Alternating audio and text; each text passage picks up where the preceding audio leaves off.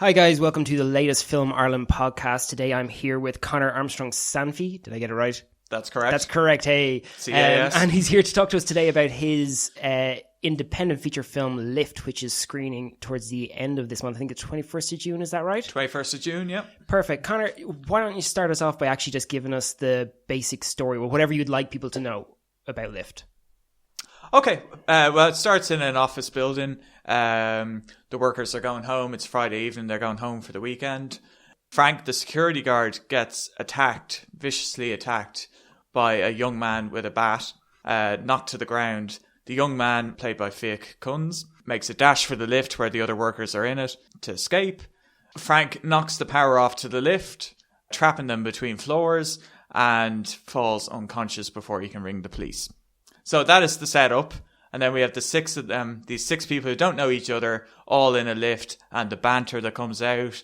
We also learn why the attack happened, and I don't want to say too much, and it goes from there. Perfect. And so, it's kind of, I guess, the motivation's revealed throughout, so you don't want to get too deep into that. But yeah, when you approached making this kind of film, like, had you always thought of trying to do like a kind of a pot boiler in one particular location, or was this something that came about based on kind of going, look, I realistically trying to make a low budget film? Which came first? Did you write it with the budget in mind, or? A combination of the two. I had a bunch of ideas. I just, in my idea notebook, and I had six people stuck in a lift. And then myself and Keelan Ryan, who wrote the script, were just going through ideas. And originally we were going to go with a Naked Gun type cop film. And one day he just said, do you have any other ideas? And I said, what about this? Six people stuck in a lift. And sure, you have to take budget into account. It's a low budget indie with no funding. So you're not going to do a big James Bond explosion type film. But no, I liked the idea that the six people trapped in a lift, and the drama and the comedy of that. And was the script something that was written by, is it Keelan? Keelan Ryan, yeah, who also stars in the film. Was that a script that came together quite easily, or was it a long process? Yeah, well, we started with the original concept, six people stuck in a lift. Keelan got extremely fired up about that. He loved the idea. He went home. He basically phoned me later that day saying he had the initial plot in mind. And then it was a question of just going through drafts, making sure it's not boring, because if you have six people stuck in a cramped space, it could verge on getting boring. So putting enough in, and no, it wasn't too bad to write, but it took about a year, of course. And Keelan is credited as the sole writer in that, so like, would you have been involved in that at all, or does he go off and do his thing and then he just presents it to you at the end? Yeah, he would write a draft, he'd send it to me, I would make suggestions, notes. One thing, there's a teenage girl in the film, and originally she was a bitchy kind of character. And I just thought, it's kind of the obvious thing to do. Okay, you have a 12-year-old girl, she's going to be a bitch. It's kind of done to death in films. So I said, let's just make her not even a really sweet, nice girl, because that's also the very obvious thing. Let's just make her a normal girl. Neither really sweet nor really bitchy. So I would throw things in like that and we'd debate them. Yeah, actually, it's interesting because you mentioned the characters. Obviously, so we've got six characters in the lift, and they're all very different personalities. So the daughter you meant there, she's there with her father, who's kind of overbearing and powerful. Give us a little insight into who the other guys are. Okay, well, there's the girl. She's by far the youngest, and her father, who's very overprotective and starts off the film really near a nervous breakdown. But I really like his character. He does, as the film goes on, he gets confident and he kind of takes control by the end of it. So he is the one character I think that develops the most and changes and grows. Then there's Mick and Jay, who are the two lads who are best friends and they work together, played by Stephen Gorman and Keelan. And they're just taking the piss out of each other.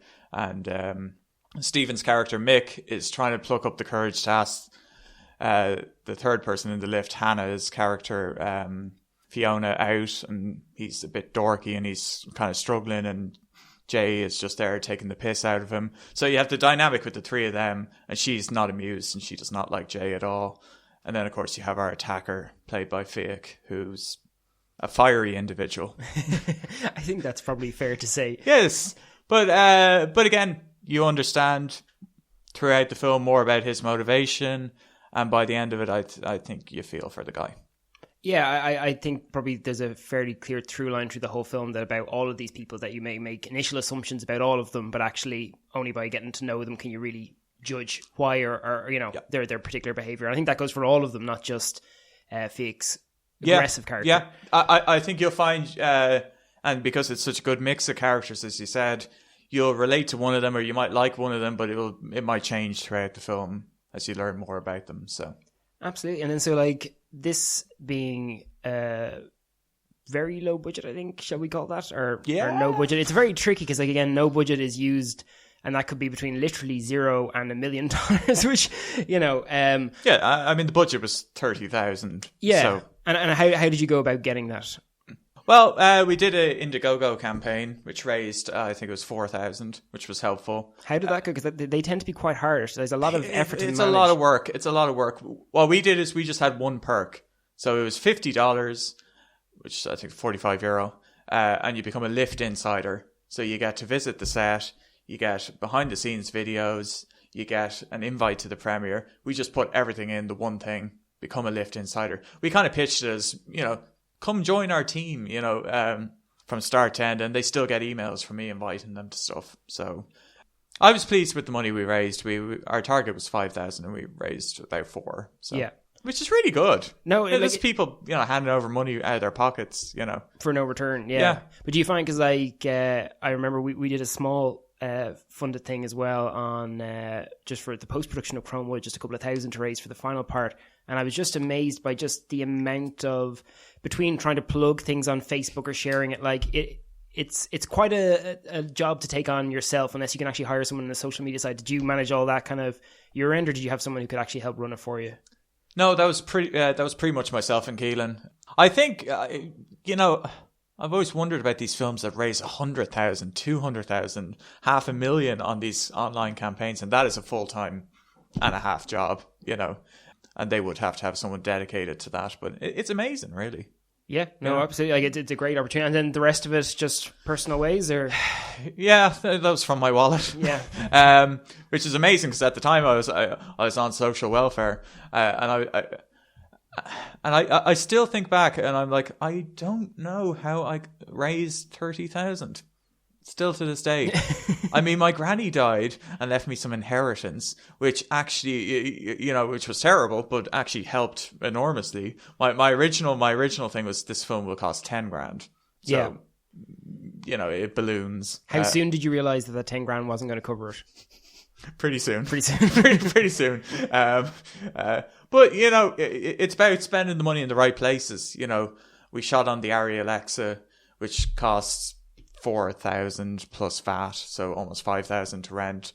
But the film looks like any other film you'd see in the cinema, so it's worth it. And then food, got to feed people. And they're almost 2,000. So you can see how quickly...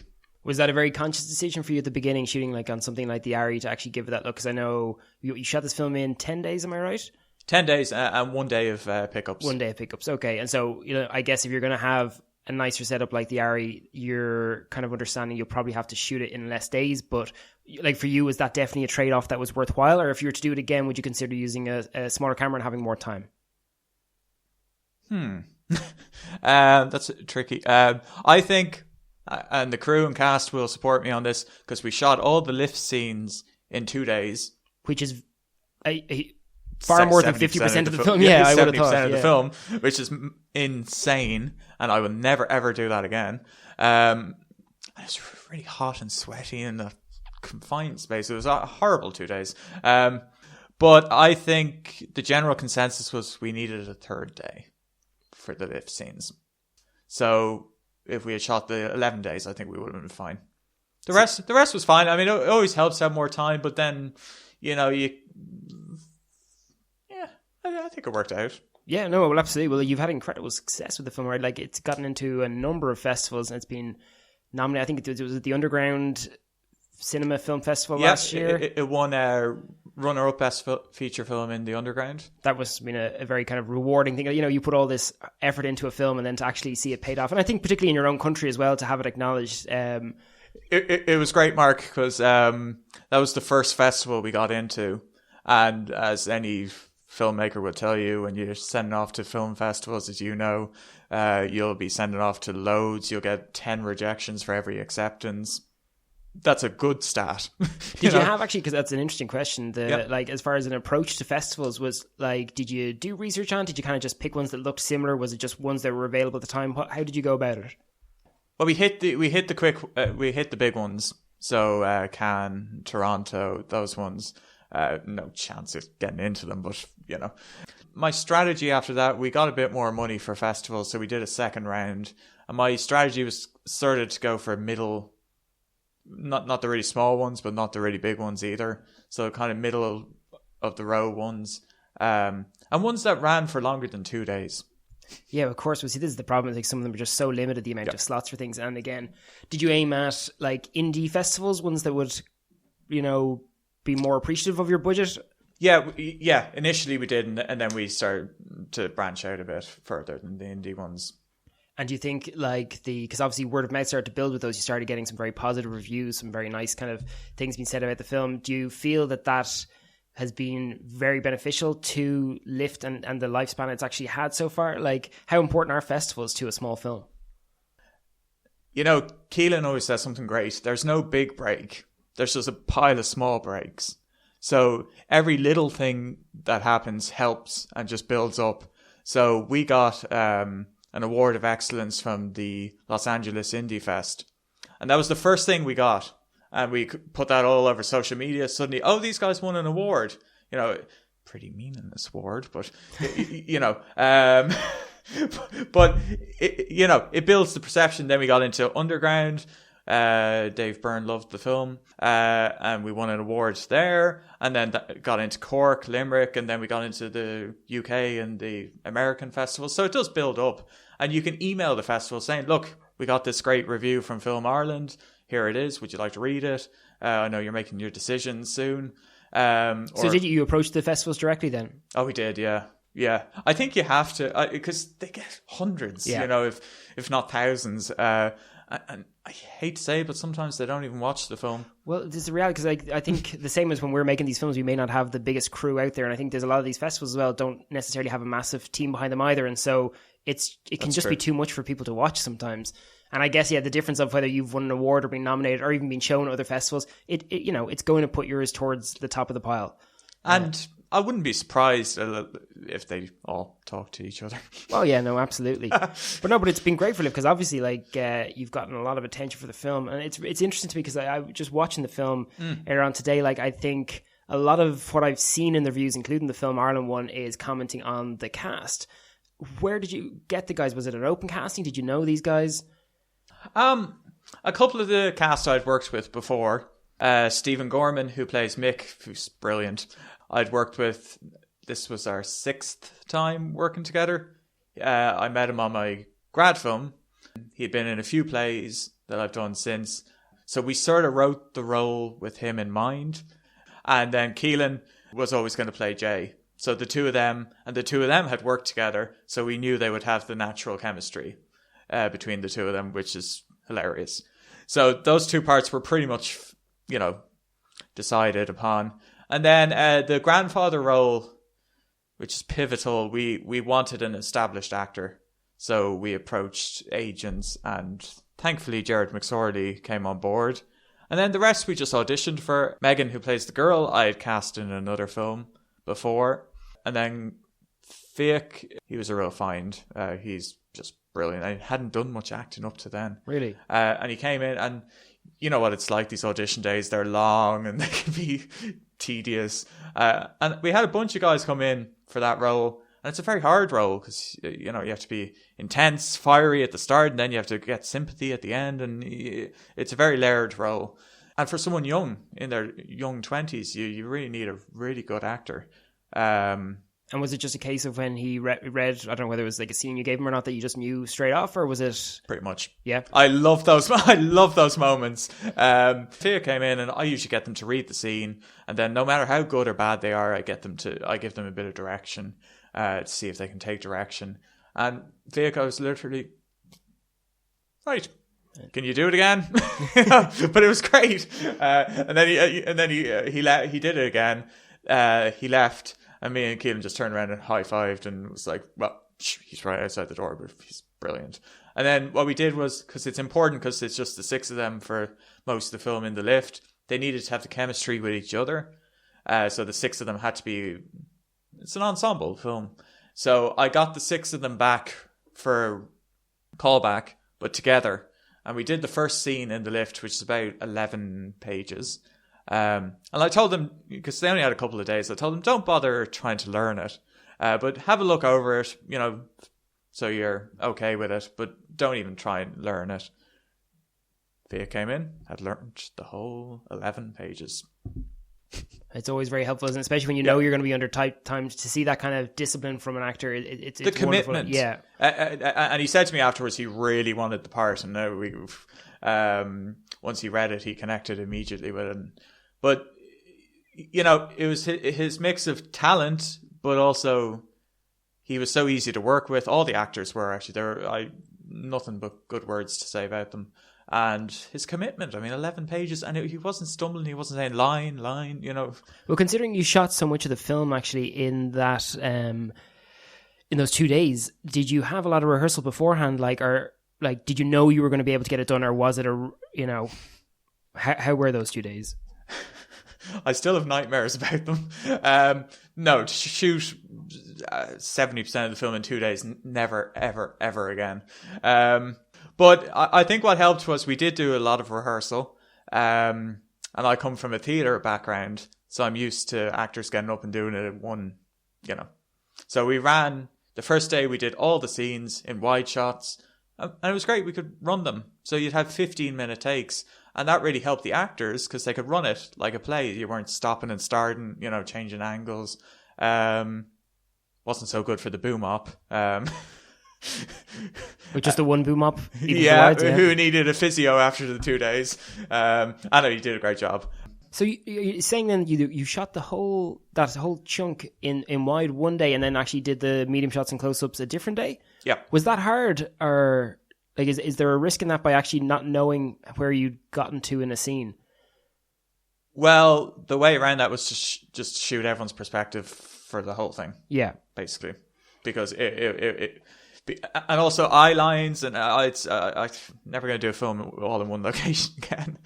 But, and it's tiring, but these long takes, it was a logistical problem. But you got through it. We got through it. You have a film. We got through it. And it's a pretty tight running time, about 75 minutes, is it? 75 minutes, yeah.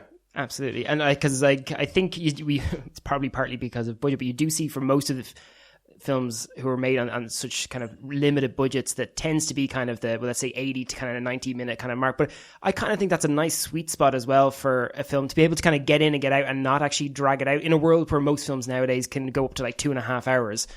Sometimes it's nice to be able to just... Here, there's no extra, meat on the bones. I think most films are too long these days. I lose count of the amount of times when I walk into a film, come out of it saying, oh, okay, that was good, but if it was 20 minutes shorter, it would have been way better. I think there's a thought now that if it's not 2 hours, it's not long enough. And some of the best films, like you said, are an hour and a half, 80 minutes. Actually, and so even like page count on your script, how long was the script? And then how long was your first cut of it? It was 96 pages. Okay. And the cut was always about 75 minutes. Was it okay? So in fact, I had a stressful few days. We really wanted it to hit 80. Yeah. Because I think 80 is the amount in America it has to be for a feature film. Gotcha. Well, that was the thought. It's not true, actually. It only has to be 50 minutes. Which who's going to go see? Who's going to go see a feature for 50 minutes? Get a refund. No, but the thought was let's get it up to 80. But I never understand.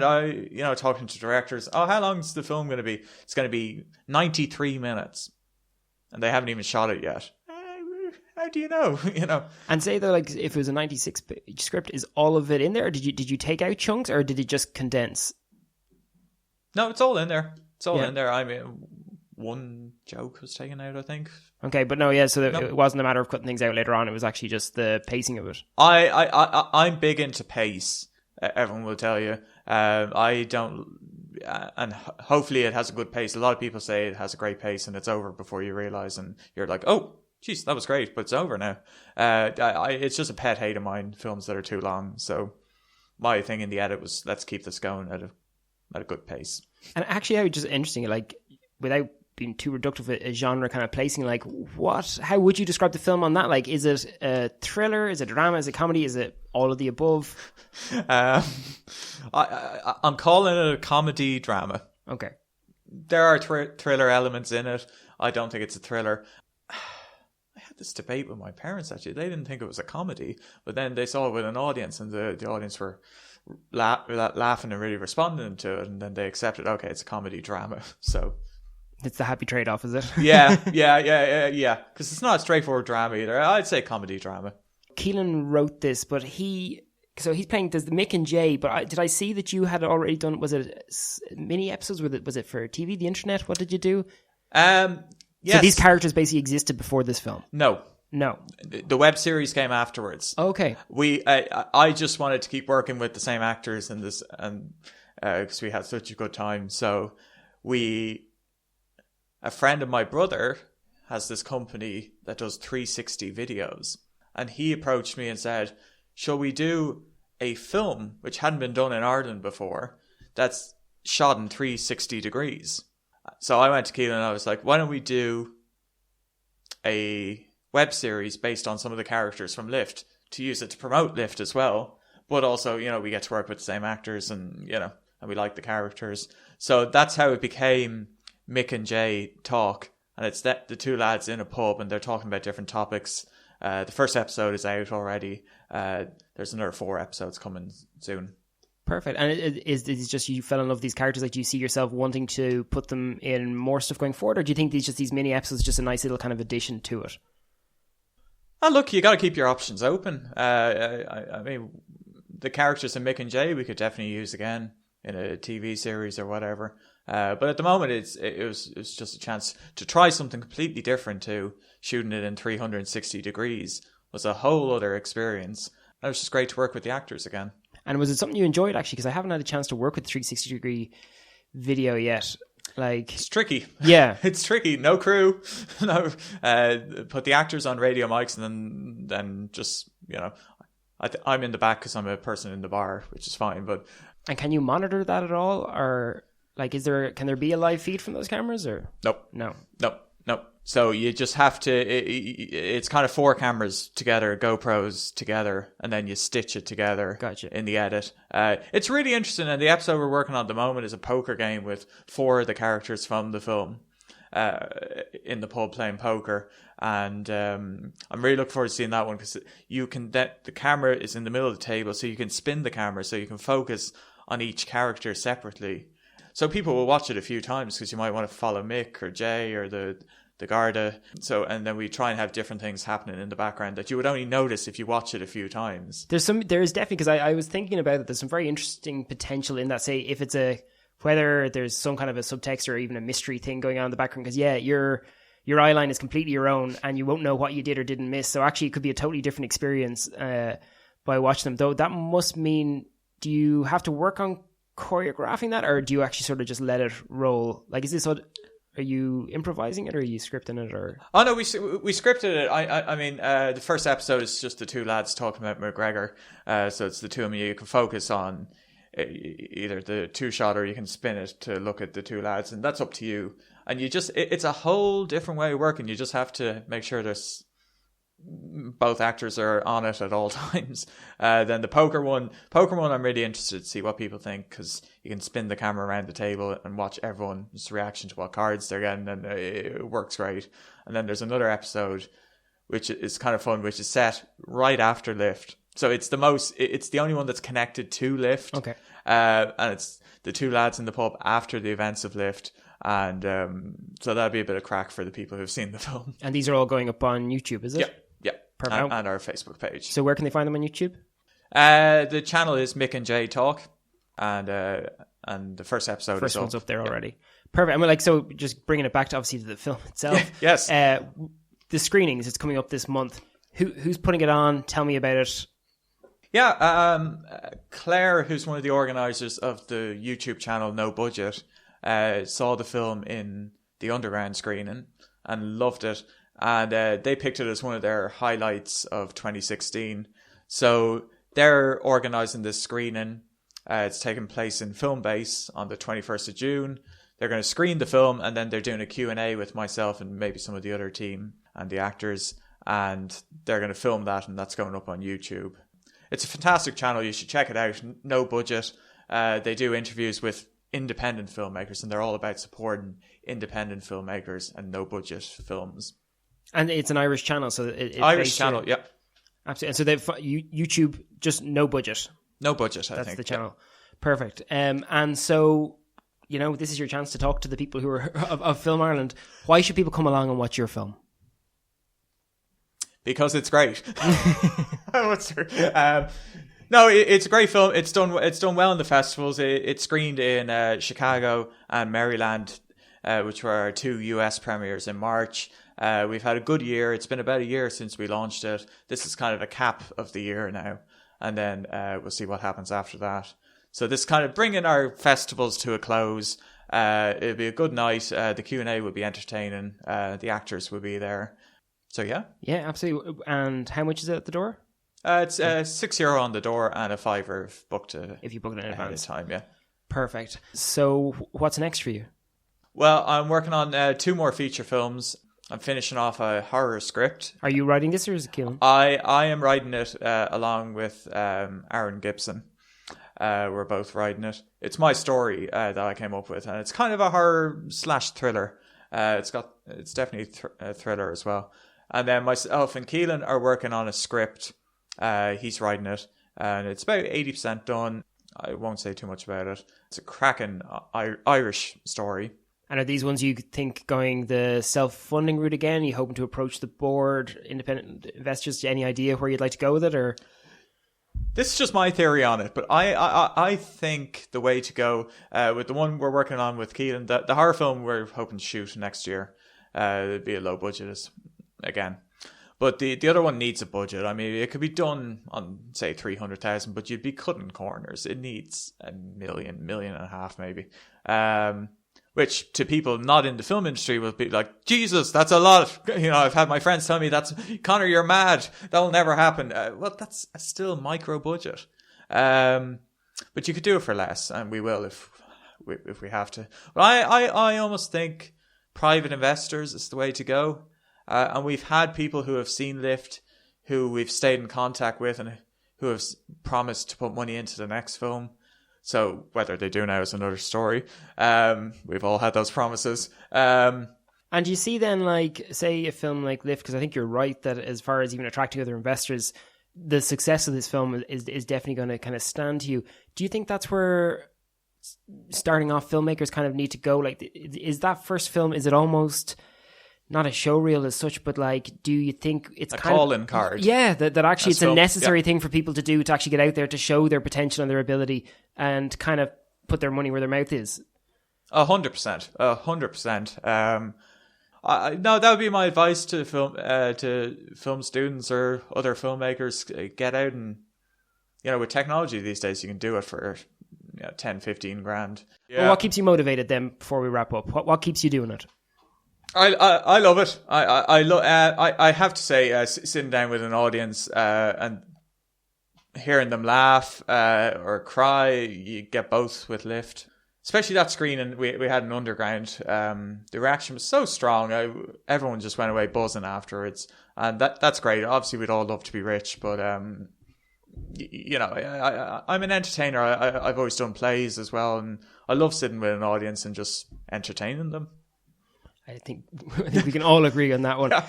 Conor, thank you so much for your time. I hope the screening on the 21st, 21st goes really, really well. And again, anyone curious about the film, you can look up. I think there's probably a trailer online, is there? There is, and the Facebook page, just type in Lift Movie into the search. Perfect. Have a look at it, and if it seems like something you're interested in, come along. It's, I think, the basement of Filmbase, is it? Yep. Yeah, absolutely. And you get to meet the director face to face and have a great time. Conor, thanks so much. That's great. Thanks a million, Mark.